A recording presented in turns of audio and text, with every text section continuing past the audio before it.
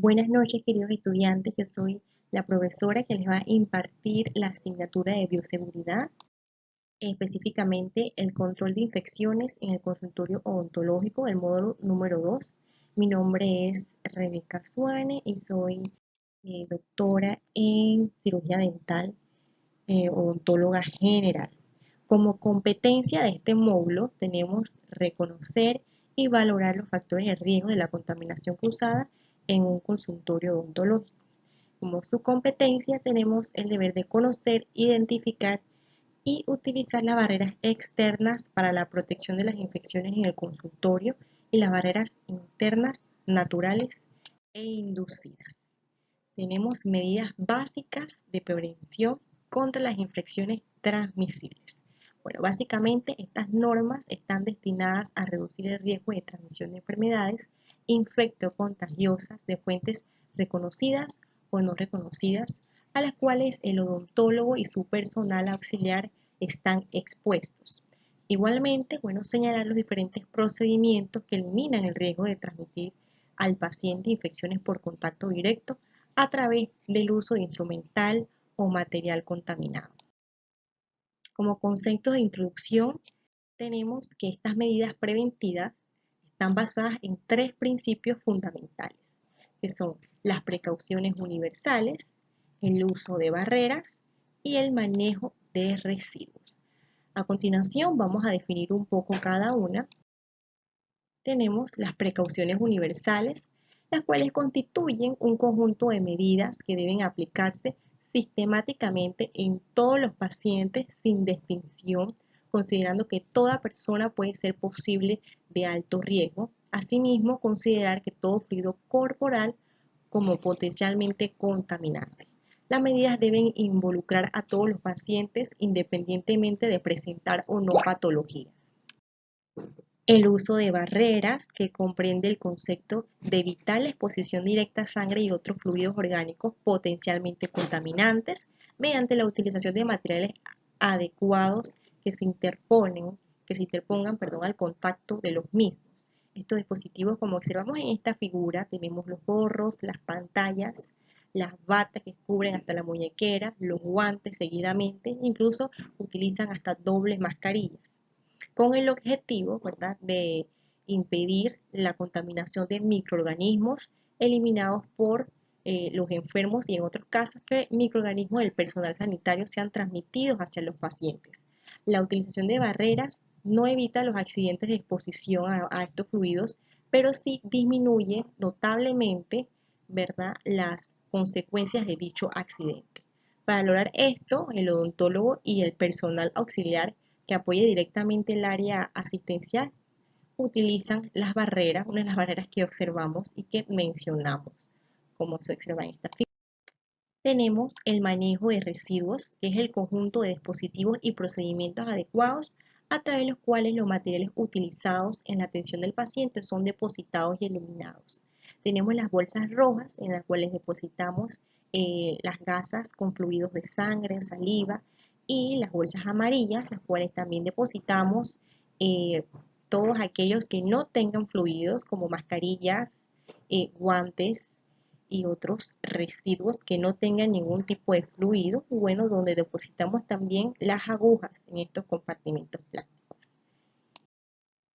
Tenemos entonces las medidas básicas frente a los accidentes de exposición a sangre o fluidos corporales como AES, que se denomina a todo contacto con sangre o fluidos corporales y que lleva una solución de continuidad, ya sea de pinchazo, una herida cortante o un contacto con mucosa o piel lesionada, ya sea eczema, que es una dermatitis, o una escoriación, que se le denomina a la irritación de piel con piel.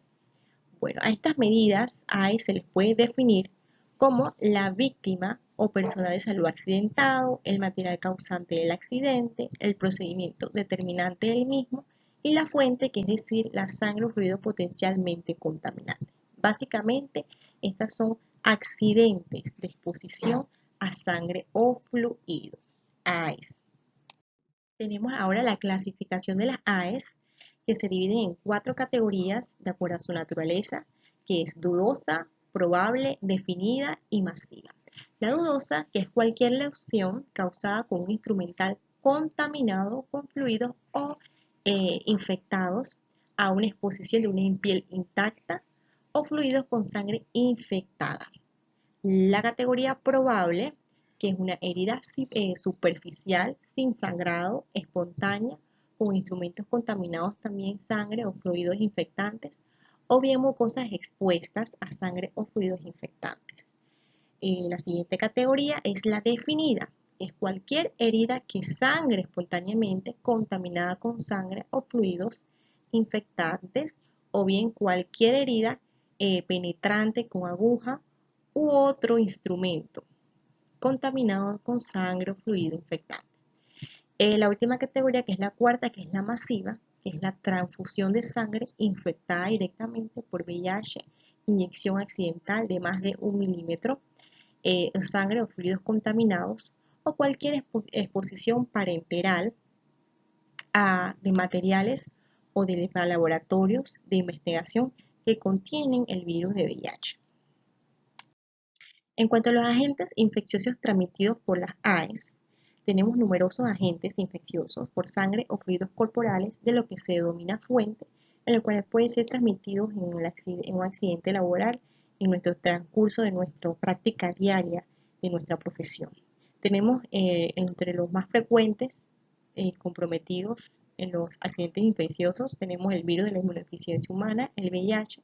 En cuanto al riesgo de infectarse por este virus en un accidente laboral a través de una aguja que tiene sangre contaminada, es alrededor de 0,5 a 1% en un contacto mucoso.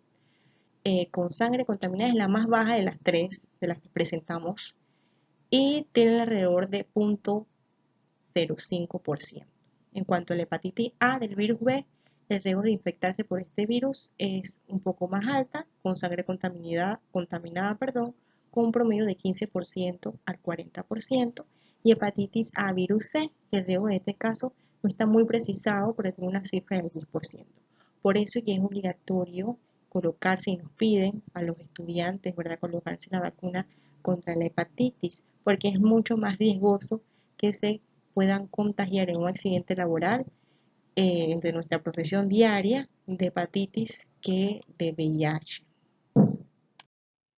Ok, en cuanto a la conducta a seguir en un caso de un accidente, exposición de sangre o fluido, los primeros cuidados de urgencia que tenemos que tener en cuenta son los que presentamos a continuación en esta diapositiva, en cuanto a pinchazos y heridas. Ok, si tenemos un accidente en nuestro diario, en nuestra profesión diaria, ¿qué vamos a hacer? Retirar los guantes inmediatamente, vamos a lavar con abundante agua y jabón, vamos a favorecer el sangrado, vamos a hacer un poco de presión en la lesión, vamos a volver a lavar con agua y jabón y vamos a realizar la antisepsia, con lo que tengamos con alcohol 70%, 3 minutos, o alcohol yodado o tintura de yodo al 2%. Muy importante tener alguno de estos tres para realizar la antisepsia. Dependiendo del tamaño, vamos a cubrir la herida con una gasa estéril. Vamos a mantener la herida cubierta siempre que se atienda al paciente hasta su total cicatrización. Ahora, si te hacemos un contacto de mucosa, ojo, nariz o boca, vamos a lavar con abundante agua o con suero fisiológico por un tiempo no menor de 10 minutos. No utilizar desinfectantes sobre las mucosas. En el caso de ojo, agregar clorhidrato simple. En contacto con piel intacta, vamos a efectuar ese arrastre mecánico con abundante agua corriente, no menos de 10 minutos. En cuanto si trabajamos en una institución pública, vamos a avisar al supervisor inmediatamente, porque cada institución definirá quién registrará los datos de los efectos de recabar la información necesaria para si en algún caso debemos tener alguna intervención ya con medicina general en cuanto a la terapia farmacológica. En caso de que corresponderle a los beneficios y presentaciones de seguros, deberá ser enviado inmediatamente al mismo a los efectos de proseguir con las medidas a tomar. A las 48 horas, el médico de referencia deberá revolver toda la situación teniendo en cuenta la presencia de los indicadores de riesgos de infección, el conocimiento de la serología del paciente, fuente y la tolerancia de la medicación. Con estos elementos se va a evaluar la pertinencia de la continuación del tratamiento iniciado o la interrupción del mismo caso de no ser justificado. Por eso siempre se debe mantener la comunicación entre el personal que administra los accidentes de bioseguridad, ya sea en instituciones públicas o si es en una clínica privada, debemos tomar todas las medidas correspondientes. Y bueno, esta es nuestra bibliografía. Presentamos la bioseguridad bucodental de la Gaceta Oficial Digital del Gobierno Nacional, que fue publicada el 2 de julio de 2007. La bioseguridad de la práctica bucodental, normas y técnicas de procedimientos. Y la norma técnica de bioseguridad de odontología del 2005, publicado por el MINS. Aquí les presento entonces las páginas web donde pueden ampliar un poquito más esta información. Muchas gracias, queridos estudiantes. Cualquier preguntas o dudas, estamos a la orden.